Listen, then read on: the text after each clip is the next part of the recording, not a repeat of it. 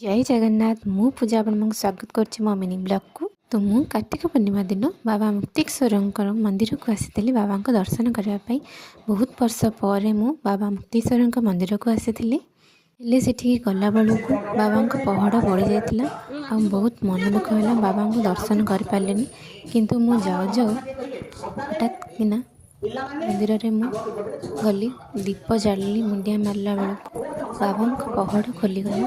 देखो पहड़ पड़ी अच्छी ए तो दीप जलिया भितर मुंडिया मारिया भितर पहड़ खोलीगला। मु बहुत खुशी लगे मुझे दूर आसी बाबा को दर्शन कर पारि। मुक्तेश्वर पहड़ खोली जाइला देखु।